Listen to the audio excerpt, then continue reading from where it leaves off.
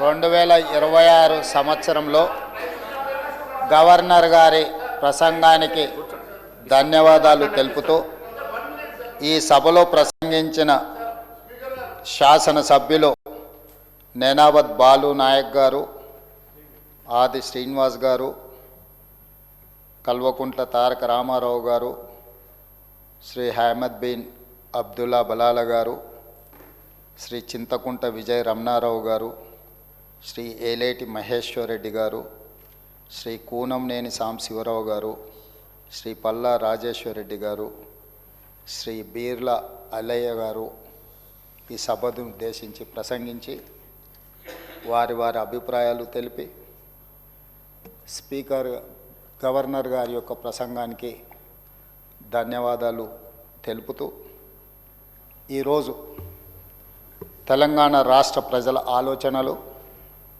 ఆకాంక్షలను ప్రతిబింబిస్తూ రాష్ట్ర అభివృద్ధి పట్ల ఈ ప్రభుత్వానికి ఉన్న సంకల్పాన్ని, గొప్ప విజన్ని ఆవిష్కరిస్తూ తెలంగాణ రాష్ట్ర గవర్నర్ గౌరవ శ్రీ శివప్రతాప్ శుక్లా గారు ఉభయ సభలను ఉద్దేశించి చేసిన ప్రసంగం చారిత్రాత్మకం.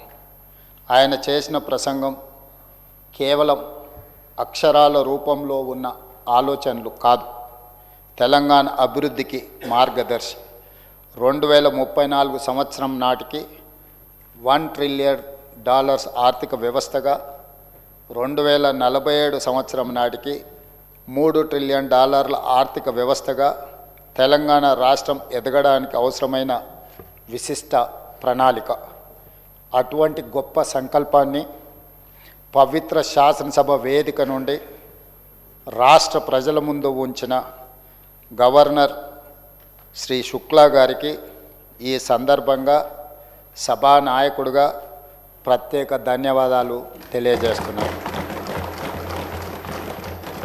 గౌరవనీయులైన గవర్నర్ గారి ప్రసంగం, ధన్యవాదాల తీర్మానానికి మా సభ్యులు బాలు నాయక్ గారు సభలో ప్రవేశపెట్టారు.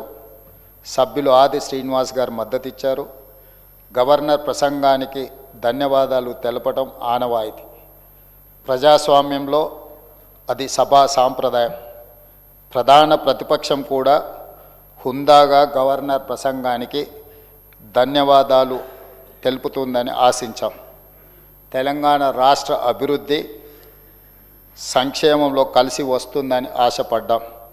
కానీ ఆ పార్టీ తమ అహంకార ప్రవర్తనను మార్చుకోలేదు.